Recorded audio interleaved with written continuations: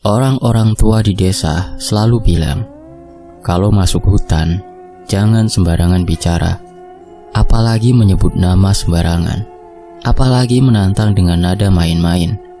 Pantangan itu sudah ada sejak dulu, diwariskan dari mulut ke mulut, sama tuanya dengan akar-akar pohon yang mencengkram tanah hutan di utara desa.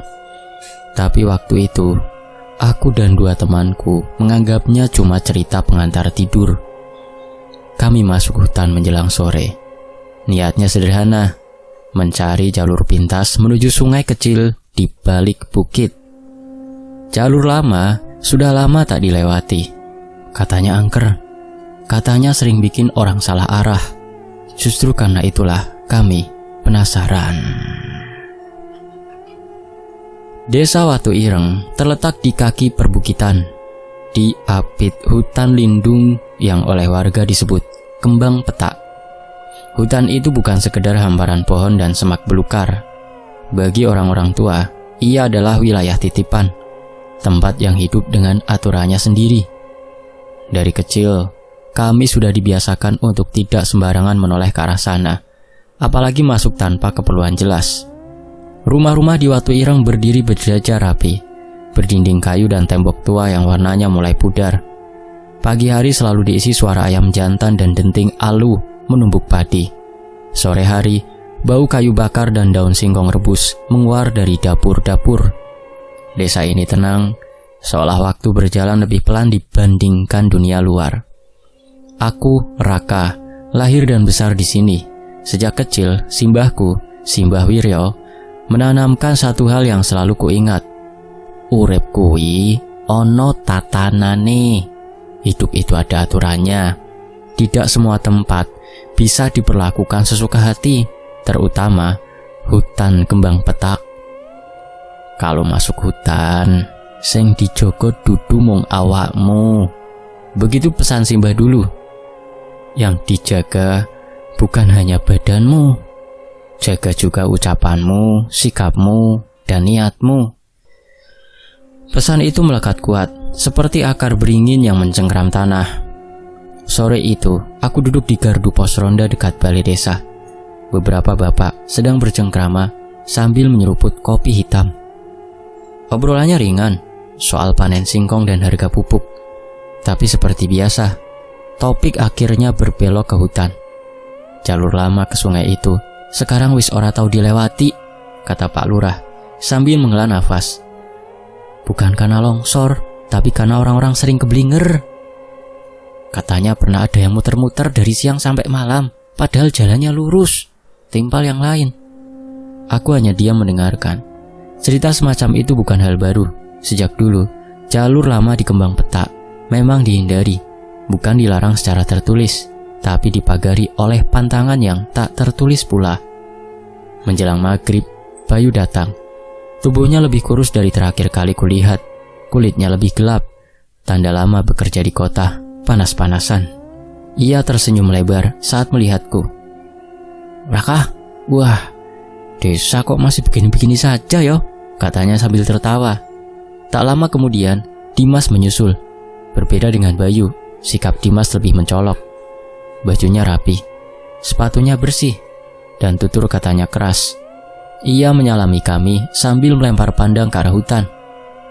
Ini hutan yang sering diceritain orang-orang tua itu ya? Masih dipercaya sampai sekarang? Katanya. Aku mengangguk pelan. Di sini, hal begitu bukan soal percaya atau tidak, tapi soal menghormati. Dimas terkekeh. Raka, zaman sekarang masih mikir gitu. Hutan ya hutan. Bayu hanya nyengir, jelas tak ingin terlibat perdebatan. Ia tipe yang ikut arus selama tak ribet. Malamnya kami bertiga makan di rumahku. Simbah Wiryo duduk di sudut ruangan. Punggungnya membungkuk, tapi matanya masih tajam. Ia mendengarkan obrolan kami tanpa menyela, sampai Dimas menyebut rencana ingin lewat jalur lama kembang petak untuk ke sungai. Simbah meletakkan sendoknya pelan. Jalur itu bukan buat mainan, katanya singkat. Ruangan mendadak sunyi. Kalau terpaksa lewat, jaga omongan, jangan nantang, jangan nyebut sembarangan. Wong sing ora katon kuwi ora seneng diguyoni. Dimas tersenyum sopan, tapi dari matanya aku tahu ia tak benar-benar menganggap serius. Iya mbah, jawabnya enteng. Setelah makan, kami duduk di teras. Angin malam membawa bau tanah basah dari arah hutan. Entah kenapa, dadaku terasa sedikit sesak. Besok sore aja kita lewat situ, sekalian nostalgia. Paling juga aman, kata Dimas. Aku ragu. Kalau mau ke sungai, jalur baru masih ada, aman. Gak usah lewat jalur lama. Alah, muter jauh, sautnya cepat. Santai aja Raka, kita bertiga ini kok. Bayu melirikku, lalu mengangguk. Ya, asal rame-rame. Aku terdiam. Ada firasat yang tak bisa kujelaskan, seperti peringatan halus yang mengetuk dari dalam dada. Tapi suara Dimas lebih keras dari kegelisahanku sendiri. Akhirnya aku mengangguk, meski hati tak sepenuhnya setuju. Malam itu, sebelum tidur, aku teringat lagi pesan Simbah tentang ucapan, tentang sikap, tentang batas yang tak kasat mata. Di luar, hutan kembang petak berdiri gelap, diam, seolah mendengarkan keputusan kami. Besok sore kami akan masuk ke sana, dan entah kenapa perasaanku berkata, tidak semua keputusan bisa ditarik kembali. Kami berangkat menjelang sore, saat matahari masih cukup tinggi untuk memberi rasa aman. Tidak ada persiapan khusus, tak ada sesaji, tak ada izin ke tetua desa. Bahkan sekedar pamit pun tidak. Dimas bilang, terlalu ribet untuk urusan yang menurutnya cuma jalan pintas biasa. Aku sempat ingin menyela, tapi kalimat itu tertahan di tenggorokan. Kami membawa bekal seadanya. Air minum, rokok, dan sebungkus gorengan yang dibeli Bayu dari warung depan balai desa. Langkah kami ringan, seolah tak ada beban apapun di pundak. Di batas hutan kembang petak, cahaya matahari masih menembus sela daun, memantulkan warna hijau yang menenangkan. Burung-burung kecil berterbangan. Angin menggesekkan dedaunan dengan suara yang akrab di telinga. Lihat Raka, kata Dimas sambil melangkah paling depan. Kalau tempat angker, ya harusnya dari tadi udah bikin merinding. Aku hanya mengangguk. Secara kasat mata, memang tak ada yang janggal. Tanahnya padat, jalurnya jelas, dan udara sore terasa segar. Tapi entah kenapa, perasaan di dadaku tidak setenang itu. Ada sesuatu yang sulit dijelaskan, seperti berjalan di tempat yang ku kenal, tapi terasa asing. Beberapa ratus meter masuk, aku mulai merasakan perbedaan kecil. Bukan sesuatu yang bisa ditunjuk dengan jari, hanya sensasi samar. Jalur ini terasa sunyi dengan cara yang lain. Bukan sunyi biasa, melainkan sunyi yang terlalu rapi. Burung masih ada, tapi suaranya terdengar lebih jarang. Angin masih berembus, tapi tak menyentuh kulit dengan bebas. Perasaan kamu aja Raka, kata Bayu saat aku menyampaikan keganjilan itu. Dari dulu juga hutan ini ya begini. Dimas tertawa kecil. Iya Raka, jangan kebawa cerita orang-orang tua ah. Iya, lalu bersiul panjang. Suaranya menggema tipis. Di antara batang pohon, aku refleks menoleh ke arahnya. Dimas, jangan bersiul di hutan, ucapku pelan. Lah kenapa? Tanyanya sambil tersenyum mengejek. Takut ada yang nyaut apa?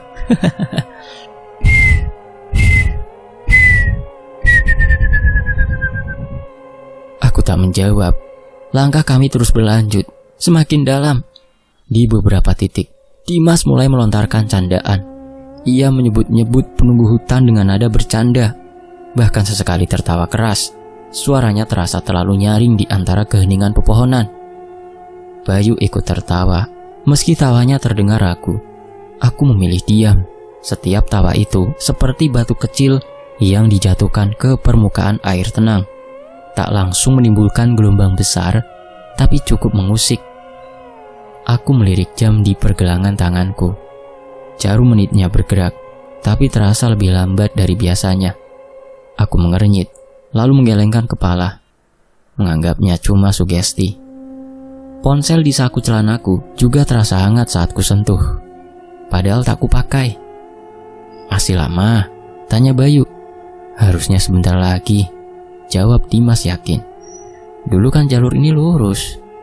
Tapi entah kenapa jarak terasa memanjang. Langkah kami tetap, tapi tujuan seolah menjauh. Cahaya matahari mulai condong, namun suasana tak juga berubah drastis. Senja seakan menahan diri. Kami tiba di sebuah titik yang langsung membuat dadaku mengencang. Pohon beringin tua, batangnya besar, akar-akar menjuntai seperti kaki-kaki yang mencengkeram tanah. Dari kecil aku tahu, beringin di jalur lama ini sering disebut-sebut sebagai penanda batas. Bukan batas wilayah desa, melainkan batas yang lain. Kita lewat sini, kata Dimas santai. Aku berhenti sejenak. Dim, mungkin kita muter aja. Dimas menoleh, alisnya terangkat. Lah ngapain? Ini jalurnya. Ia melangkah lebih dulu, melewati beringin itu tanpa ragu. Bayu mengikuti, meski sempat menoleh ke arahku.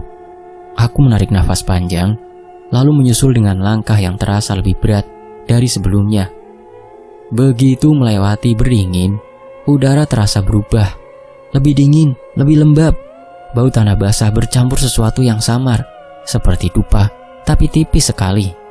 Aku menoleh ke belakang. Beringin itu masih terlihat, tapi terasa lebih jauh dari yang seharusnya. Kak, kata Bayu pelan. Jamku kok aneh ya? Aku melirik jamnya. Jarum detik bergerak tersendat, seperti ragu melangkah. Ponselnya juga menunjukkan waktu yang berbeda beberapa menit dari jam di tanganku. Sinyal mungkin, Dimas menyela. Namanya juga hutan. Ia tertawa lagi. Kali ini lebih keras. Suaranya memantul di antara batang pohon, lalu lenyap tanpa gema balik. Aku merasakan tengkukku merinding. Kalau memang ada yang jaga hutan ini, kata Dimas sambil berhenti sejenak. Masa cuma bisa bikin jam macet? Aku ingin menegurnya, tapi terlambat. Kalimat itu sudah terucap. Ia melanjutkan dengan nada setengah bercanda, setengah menantang. Kalau ada yang dengar, coba tunjukkan diri, jangan sembunyi. Angin mendadak berhenti. Daun-daun yang tadi bergesek kini diam. Burung-burung seolah lenyap suaranya. Hutan terasa menahan nafas. Aku menatap Dimas. Jantungku berdetak lebih cepat. Bayu menelan ludah. Wajahnya pucat. Dim, jangan, kataku lirih. Dimas hanya tersenyum tipis, seolah puas dengan ucapannya sendiri. Di sekeliling kami, cahaya matahari terasa meredup setahap. Bukan seperti senja yang wajar, melainkan seperti ditarik perlahan dari udara. Kami masih berdiri di sana, di jalur yang sama, di bawah naungan beringin yang baru saja kami lewati. Tidak ada apa-apa yang terjadi, belum. Tapi di dalam dadaku ada keyakinan yang tumbuh dingin dan berat. Sesuatu telah mendengar. Setelah kalimat Dimas melayang di udara, hutan seperti berubah sikap. Tidak drastis, tidak langsung menakutkan, tapi perlahan. Seperti wajah orang yang tadinya ramah, lalu mendadak dingin tanpa sebab jelas. Suara burung yang sejak tadi masih terdengar, satu persatu menghilang. Awalnya hanya jeda singkat, lalu sunyi yang memanjang. Tak ada kepakan sayap, tak ada serangga, bahkan angin yang tadi menggesek dedaunan, kini seolah lupa caranya berhembus. Daun-daun menggantung diam, terlalu diam untuk ukuran hutan sore. Kok sepi banget ya, gumam Bayu. Aku tidak langsung menjawab. Langkah kakiku terasa lebih pelan, bukan karena sengaja, tapi karena tanah di bawah telapak terasa berbeda, padat, tapi seperti menahan. Aku menoleh ke kanan dan kiri, mencoba mencari patokan pohon yang mencolok, batu besar, atau bekas jalur. Namun, semuanya tampak sama. Dimas berjalan di depan, masih dengan sikap santainya, tapi langkahnya mulai melambat. Ia berhenti sejenak, lalu berbalik. Perasaan tadi jalurnya ke sana, katanya sambil menunjuk arah yang berlawanan dari langkah kami semula. Aku mengurutkan kening. Sejak tadi kita lurus. Enggak, sanggahnya cepat. kita belok sedikit tadi. Bayu ikut menoleh ke sekeliling, wajahnya mulai tegang. Kok aku merasa muter-muter ya? Kami melanjutkan perjalanan mencoba mengikuti arah yang menurut Dimas benar. Tapi setelah beberapa menit, perasaanku makin tidak enak. Pohon-pohon yang kami lewati terasa familiar, atau terlalu familiar. Ada batang pohon mirip dengan kulit terkelupas di sisi kiri jalur. Aku yakin pernah melihatnya beberapa saat lalu. Raka, bisik Bayu. Itu pohon yang tadi kita lewati kan? Aku mengangguk pelan. Tenggorokanku terasa kering. Jalur ini tidak bercabang banyak, tapi kami seperti diputar kembali ke tempat yang sama. Tidak ada rasa lelah berlebih, tapi ada rasa disesatkan pelan-pelan. Aku mencoba menentukan arah mata angin. Matahari seharusnya condong ke barat, tapi cahayanya menggantung di tempat yang sama. Tak juga merendah. Senja terasa beku, tidak bertambah gelap, tidak juga terang. Seperti waktu yang menahan langkahnya. Jamku masih segini, kata Bayu sambil menunjukkan pergelangan tangannya.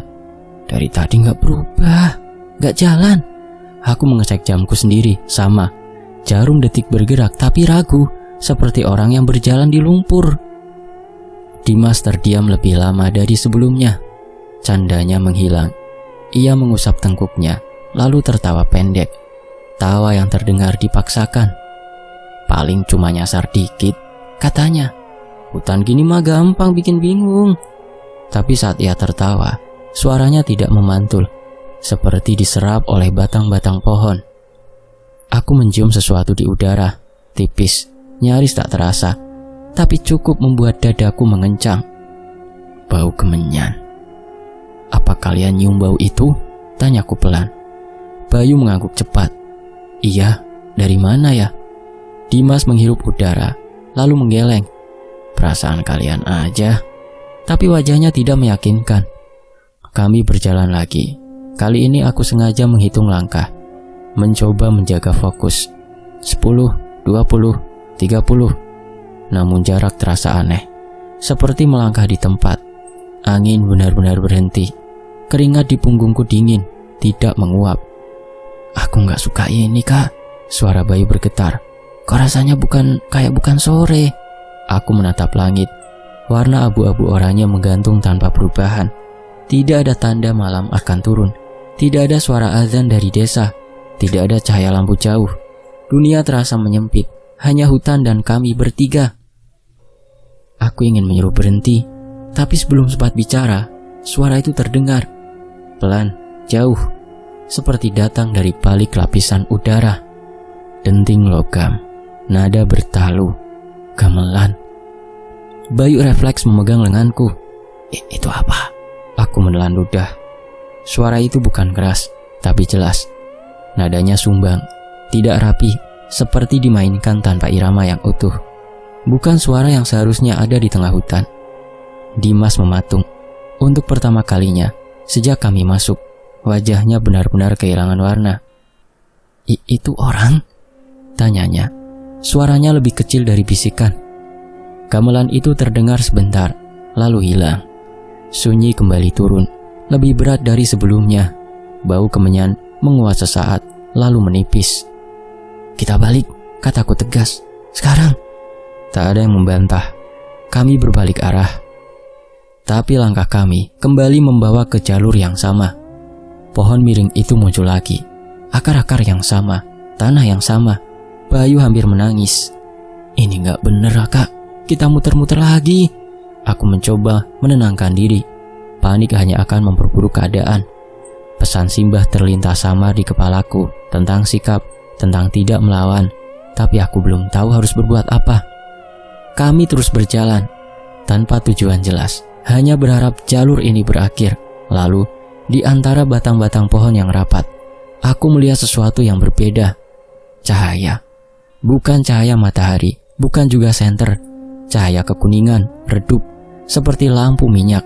Satu titik, lalu beberapa, seperti deretan rumah di kejauhan. Raka, itu apa? Bayu berbisik. Aku menatap lurus ke depan. Di tengah hutan yang seharusnya kosong, tampak samar sebuah kampung. Atap-atap rendah, Cahaya temaram berdiri tenang di tempat yang tak pernah ku ceritakan dalam ingatan. Gamelan terdengar lagi, kali ini lebih dekat. Dadaku berdegup keras. Aku tahu, tanpa ada yang mengatakannya, bahwa kami telah melangkah terlalu jauh, dan di hadapan kami bukan lagi hutan yang ku kenal. Kami berhenti di tepi jalur tanah yang memisahkan hutan dengan kampung itu. Jaraknya tak lebih dari 50 langkah. Tapi rasanya seperti berdiri di ambang pintu yang tak seharusnya dibuka. Cahaya lampu minyak bergoyang pelan, menggantung di teras rumah-rumah kayu yang tersusun rapi. Terlalu rapi untuk berada di tengah hutan. Tak ada rumput liar, tak ada sampah, tak ada suara anjing atau ayam. Sunyi yang menyelimuti kampung itu bukan sunyi kosong, melainkan sunyi yang memperhatikan. Aku melangkah setengah langkah ke depan, lalu berhenti. Naluriku berteriak agar jangan mendekat. Kampung ini tidak salah secara rupa, tapi salah secara rasa. Seperti melihat lukisan yang indah, namun baunya membuat perut mual. Ini kampung apaan? Bayu berbisik, suaranya gemetar. Dimas mengangkat dagu, menatap lurus. Mungkin kampung orang-orang yang tinggal di sekitar hutan. Alah, kenapa pada takut sih? Aku menggeleng pelan. Di daerah alas ini gak ada kampung. Kalimat itu keluar begitu saja, tanpa kupikir. Dan saat aku mengucapkannya, pintu salah satu rumah terbuka perlahan. Tidak ada bunyi engsel. Seorang sosok keluar, tubuhnya seperti manusia, berpakaian sederhana, bersih, rapi, tapi wajahnya samar, seperti dilihat dari balik kain tipis atau air keruh. Mata, hidung, mulutnya ada, tapi tak benar-benar ada. Sudah sore, kenapa belum pada pulang? Katanya dengan suara halus, terlalu halus. Bayu mencengkeram lenganku. Aku bisa merasakan getaran di tubuhnya. Aku menahan nafas, menunduk sedikit, tidak menjawab. Ada dorongan kuat untuk membalas sapaan itu, tapi bersamaan dengan itu muncul rasa takut yang dingin, seperti tahu bahwa satu kata saja bisa menjadi kesalahan besar. Sosok lain muncul, lalu satu lagi. Mereka berdiri di teras rumah masing-masing, menatap kami dengan wajah yang sama-sama kabur. Tidak ada ekspresi marah, tidak ada senyum lebar, hanya tatapan datar yang membuat kulitku meremang. Silahkan, masuk dulu, istirahat, kata salah satu dari mereka. Aku menggigit bibir. Aturan tak tertulis itu terasa jelas di kepalaku, meski tak pernah diajarkan secara gamblang. Jangan menjawab, jangan melangkah sembarangan. Ini bukan ajakan, ini ujian. Dimas melangkah maju setengah langkah. Kalian ini siapa? Kok ada kampung di sini? Tanyanya. Suaranya terdengar berusaha tenang. Aku menoleh tajam. Dimas, jangan. Terlambat. Sosok-sosok itu saling menoleh. Gerakannya serempak, terlalu rapi. Cahaya lampu minyak bergetar pelan, seperti tertiup nafas yang tidak terlihat. Kalau sudah sampai, masa tidak mampir? Singgahlah sebentar, kata sosok pertama dengan nada tetap sopan. Aku menarik Dimas ke belakang. Dimas, ini bukan tempat kita. Ayo kita tinggalkan. Dimas menepis tanganku. Ada kilat aneh di matanya, campuran takut dan tertantang. Alah, kalian kebanyakan mikir. Ini cuma kampung biasa. Orang-orangnya juga sopan kok. Yuk, kita singgah dulu sebentar. Mampirlah. Ia melangkah lagi. Kali ini lebih yakin. Ujung sepatunya menyentuh tanah kampung.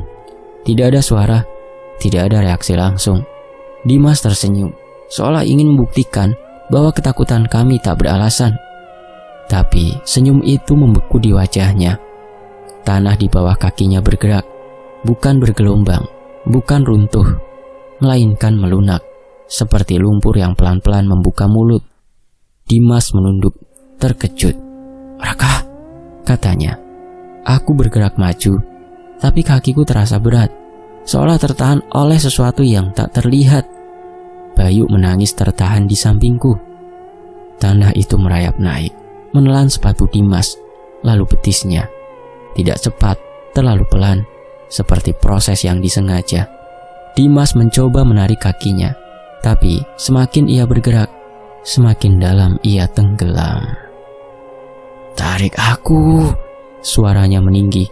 Panik mulai merobek nada bicaranya. Aku mengulurkan tangan, tapi jarak terasa mustahil.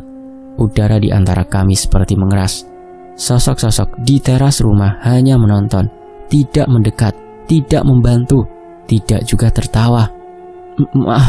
Maaf, Dimas terisak. Tanah itu sudah mencapai pinggangnya, dadanya naik turun cepat, mulutnya terbuka, ingin berteriak, tapi tak ada suara keluar, seperti tenggorokannya dipeluk sunyi. Aku ingin menutup mata, tapi tak sanggup. Dalam beberapa detik yang tersisa, terasa sangat panjang. Tanah itu menelan Dimas sampai leher, wajahnya memerah, lalu memucat, matanya menatap lurus ke arahku, penuh ketakutan dan penyesalan yang datang terlambat. Lalu, tanpa suara apapun, Dimas menghilang. Tanah kembali rata, bersih, seolah tak pernah terjadi apa-apa. Sunyi menelan segalanya. Lampu-lampu minyak di kampung itu padam serempak. Wajah-wajah mereka samar menghilang ke balik pintu rumah yang tertutup sendiri. Aku berdiri terpaku, nafas tersengal. Bayu jatuh berlutut, tangisnya pecah. Di hadapan kami, kampung itu masih ada, tapi satu hal berubah selamanya. Kami datang bertiga, sekarang kami tinggal berdua. Kami tidak menunggu lebih lama. Begitu kesadaran kembali ke tubuhku, aku menarik tangan Bayu dan berlari. Tidak ada arah yang kupikirkan. Kaki bergerak lebih dulu daripada pikiran. Hutan di sekeliling kami berubah menjadi lorong panjang tanpa ujung. Cahaya temaram dari kampung itu memudar di belakang, digantikan gelap yang menutup pelan-pelan. Nafas Bayu tersengal. Ia terisak sambil berlari. Beberapa kali hampir terjatuh karena tersandung akar. Aku mendengar ranting patah, dedaunan bergesek, tapi tak satu pun dari suara itu terasa wajar. Semuanya seperti mengikuti irama langkah kami, seolah hutan tahu kemana kami bergerak. "Raka, Raka!" Bayu memanggil namaku berulang kali, suaranya pecah. "Kita mau kemana?" Aku tidak menjawab, aku sendiri tidak tahu. Kami berbelok melompat parit kecil, menembus semak. Tapi setiap kali aku menoleh, pemandangan di belakang terasa sama. Pohon-pohon berdiri rapat, batangnya seperti bergeser perlahan, menutup jalur yang baru saja kami lewati. Lalu aku mendengarnya, langkah kaki, bukan langkah kami, lebih banyak, lebih teratur, tidak tergesa-gesa, tapi pasti. Seperti rombongan orang berjalan bersama, menjaga jarak yang sama. Bayu mendengar itu juga, ia menjerit kecil dan menutup telinganya. "Mereka ngikutin, Kak! Mereka ngikutin!" Aku menggenggam tangannya lebih erat. Jantungku berdetak liar. Setiap langkah terasa semakin berat, seperti ada tangan-tangan halus yang menahan dari bawah. Keringat dingin mengalir di punggungku. Kami terus berlari hingga kakiku tak lagi terasa. Dadaku perih, paru-paruku seperti diremas. Akhirnya kakiku tersangkut akar besar dan aku terjatuh. Bayu ikut terseret, jatuh menimpa tanah basah. Kami terguling beberapa kali sebelum berhenti. Aku mencoba bangkit, tapi lututku gemetar. Bayu tertawa histeris, suara yang membuat bulu kuduku berdiri. Ini mimpi kan?" katanya sambil menepuk-nepuk wajahnya sendiri. "Ini mimpi, kita cuma mimpi." Aku memegang bahunya. "Bayu, lihat aku." Matanya merah, pandangannya kosong. Ia nyaris tak mendengar ucapanku. Langkah-langkah itu semakin dekat. Aku bisa merasakannya, meski tak melihat siapapun. Tanah di bawah kami terasa berdenyut, pelan, seperti nafas makhluk besar. Hutan terasa hidup, bukan hidup yang ramah, melainkan hidup yang mengamati. Di tengah kepanikan itu, pesan Simbah Weryo muncul di benakku, jernih dan tenang, kontras dengan kekacauan di sekitar. Kalau salah, jangan lari, jangan melawan. Diam, rendahkan diri. Aku menelan ludah. Selama ini kami terus bergerak, terus mencoba keluar dengan cara kami sendiri. Mungkin itulah kesalahan berikutnya. Aku memaksa diri berdiri, meski lututku hampir menyerah. Bayu, kataku dengan suara setenang yang kubisa. Kita berhenti dulu. Bayu menatapku seolah ku gila. Berhenti? Kamu mau kita mati di sini? Aku menggeleng. Kalau kita terus berlari, kita nggak kemana-mana. Langkah-langkah itu kini mengelilingi kami. Tidak terlihat, tapi terasa. Udara menekan dari segala arah, membuat nafas semakin pendek. Aku bisa merasakan ketakutan Bayu, seperti panas di udara. Aku gak kuat, Kak. Ia terisak. Aku gak mau hilang kayak Dimas. Aku memegang kedua bahunya. Dengar aku, kita gak boleh melawan. Kami berdiri di tengah jalur yang tak jelas. Cahaya senja masih menggantung, tak bergerak. Bau tanah basah bercampur kemenyan kembali tercium, lebih pekat. Aku menutup mata sejenak.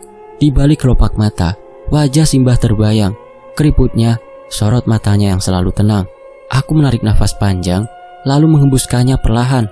Kaki-kakiku terasa berat, tapi aku memaksa diri untuk berhenti melangkah. Tidak maju, tidak mundur. Apapun yang terjadi, kita diam, kataku pelan pada Bayu. Bayu terisak, tapi akhirnya mengangguk. Tubuhnya gemetar hebat, tapi ia berhenti bergerak. Langkah-langkah itu juga berhenti. Sunyi turun seperti selimut tebal. Tekanan di udara masih ada, tapi tak lagi bergerak. Seolah hutan sedang menunggu apa yang akan kami lakukan selanjutnya. Dan untuk pertama kalinya sejak masuk ke jalur ini, aku merasa bahwa melawan bukan jalan keluar. Aku menarik nafas panjang, lalu menurunkan tubuh pelan. Lututku menyentuh tanah lebih dulu, disusul duduk bersila di atas daun-daun kering. Bayu menatapku ragu. Matanya merah dan basah. Tangannya gemetar hebat. Raka, suaranya nyaris tak terdengar. Aku menggeleng pelan, memberi isyarat agar ia mengikuti. Bayu menelan ludah, lalu menjatuhkan tubuhnya di sampingku. Kami duduk bersila berdampingan, menghadap entah kemana. Kepalaku kutundukkan dalam-dalam, dagu hampir menyentuh dada. Aku tidak berani menoleh, tidak berani membuka mata lebar-lebar. Hutan di sekitar kami sunyi, tapi sunyi yang menekan. Seperti banyak pasang mata mengawasi dari balik batang pohon. Aku bisa merasakan keberadaan itu, dekat, mengelilingi, menunggu. Aku teringat pesan Simbah dengan jelas, seolah ia berbisik tepat di telingaku. Ojo muni, ojo nantang, lan ojo ngunggahke awakmu. Jangan bersuara, jangan menantang, dan jangan meninggikan diri. Aku menutup mata rapat-rapat. Di dalam hati, aku mulai berbicara, bukan dengan kalimat panjang, bukan dengan suara keras, hanya kata-kata sederhana, lirih dan jujur. Nyuwun pangapunten, kami salah, kami lancang, kami tidak tahu diri. Bayu terisak di sampingku. Aku bisa merasakan bahunya naik turun. Tangannya mencengkram pahanya sendiri, seolah menahan diri agar tidak lari lagi. Aku tahu ia ingin berteriak, ingin memohon dengan suara, tapi itu justru yang tak boleh dilakukan. Aku membiarkan hening bekerja. Beberapa saat berlalu, atau mungkin hanya beberapa detik. Waktu terasa tak punya bentuk. Lalu, perlahan sesuatu berubah. Angin kembali berhembus. Awalnya sangat pelan, seperti nafas orang tidur. Daun-daun yang tadi kaku mulai bergerak, berdesis halus. Udara yang menekan dadaku sedikit mengendur. Aku tetap menunduk, tak berani berharap terlalu cepat. Dari kejauhan, suara gamelan terdengar lagi, tapi berbeda dari sebelumnya. Nadanya semakin jauh, semakin lirih, seperti dimainkan sambil berjalan menjauh. Satu demi satu, bunyi logam itu memudar, tenggelam di balik pepohonan. Bau kemenyan yang sejak tadi mengganggu hidungku juga menipis. Tanah basah kembali berbau tanah, bukan lagi dupa. Aku membuka mata sedikit, masih menunduk. Cahaya di sekeliling kami berubah. Warna senja yang menggantung sejak lama akhirnya bergerak. Langit perlahan menggelap, seperti waktu yang kembali diizinkan berjalan. Bayu terengah, seolah baru saja dilepaskan dari cekikan. "Raka," katanya lirih. "Diam," bisikku cepat, meski dadaku sendiri berdebar keras. Angin bertiup lebih kencang, daun-daun berterbangan. Tanah di bawah kami bergetar halus, bukan seperti gempa, tapi seperti dorongan kuat dari bawah. Aku refleks, memejamkan mata. Tubuhku terangkat sekejap, rasanya seperti terlempar. Kami terjatuh bersamaan. Tubuh menghantam tanah keras. Nafasku terhempas keluar dari paru-paru. Sakit menjalar di punggung dan bahu. Bayu meringis di sampingku, mengaduh pelan. Aku membuka mata. Di atas kami, langit malam membentang normal, dengan bintang-bintang yang kukenal sejak kecil. Di sekeliling, pepohonan kembang petak berdiri seperti biasa, tidak lagi rapat menekan. Angin malam berembus wajar, membawa suara serangga dan jangkrik. Kami berada di tepi hutan. Lampu-lampu desa terlihat di kejauhan, berkelip hangat. Suara adzan Isya samar terdengar dari arah barat. Dunia terasa kembali ke tempatnya, seperti nafas yang akhirnya dilepaskan setelah lama tertahan. Bayu tertawa kecil, lalu tangisnya pecah. Ia memeluk lututnya, bahunya berguncang. Aku hanya duduk terpaku, masih mencoba memahami apa yang baru saja terjadi. Kami selamat. Kesadaran itu datang pelan, diikuti rasa dingin yang menyusup ke tulang. Aku menoleh ke kanan, lalu ke kiri. Hanya ada aku dan Bayu. Tidak ada langkah lain, tidak ada suara lain. Nama itu terlintas di kepalaku, berat dan pahit. Dimas. Aku berdiri perlahan, menoleh ke arah hutan. Gelapnya tampak biasa saja, kini seperti tak pernah menyimpan apapun. Tapi hatiku tahu, apa yang diambilnya tidak akan dikembalikan. Bayu menyeka wajahnya, menatapku dengan mata penuh tanya yang tak berani diucapkan. Aku menggeleng pelan. Di tepi hutan itu, di bawah langit yang kembali berjalan, kami akhirnya mengerti satu hal yang paling menyakitkan. Kami boleh keluar, tapi tidak semua yang masuk diizinkan pulang. Kabar hilangnya Dimas menyebar cepat, seperti api menyambar ilalang kering. Pagi setelah kami kembali, rumah orang tuanya dipenuhi warga. Tangis pecah, pertanyaan bertubi-tubi, dan tatapan yang mencari-cari jawaban. Aku dan Bayu duduk di sudut, diam, dengan wajah yang sulit membaca arah. Tidak ada yang berani langsung menuduh, tapi semua orang tahu. Terakhir kali Dimas terlihat, ia bersama kami. Pencarian dimulai siang itu juga. Warga masuk berkelompok ke kembang petak, menyusuri jalur yang dianggap aman. Ada yang membawa senter, ada yang membawa doa di dalam dada. Aku ikut berjalan di barisan belakang. Setiap langkah terasa berat. Hutan tampak biasa, pohon berdiri seperti biasa, tanah berjejak seperti biasa. Tidak ada tanda perlawanan, tidak ada bekas kaki yang bisa ditafsirkan, seolah hutan menutup rapat-rapat rahasianya. Hari berganti, pencarian berlanjut. Namun Dimas dipanggil berkali-kali. Suaranya menggema lalu patah.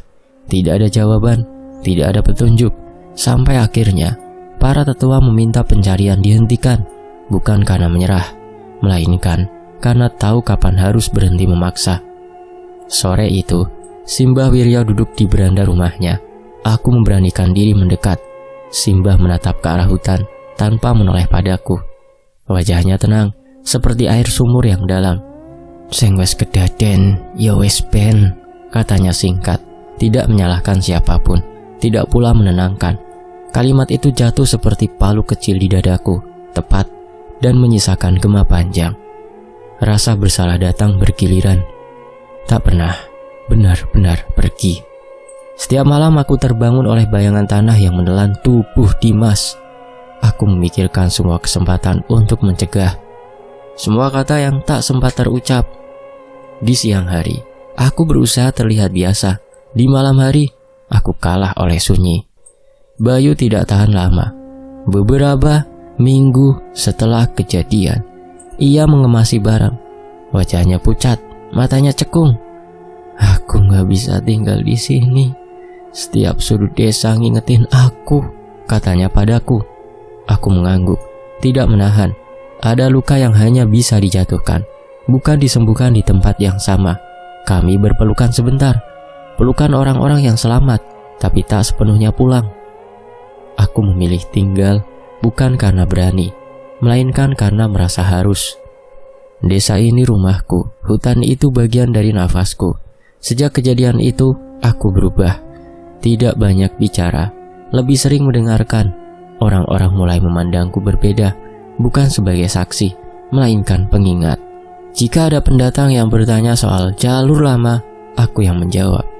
Jika ada anak muda yang tertawa sembarangan menghadap hutan, aku yang menegur. Bukan dengan marah, tapi dengan nada pelan. Jaga ucapan, jaga sikap. Tidak semua tempat bisa diperlakukan sesuka hati.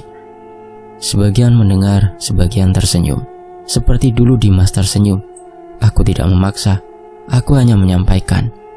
Hutan kembang petak tetap berdiri. Pagi-pagi, burung berkicau seperti biasa.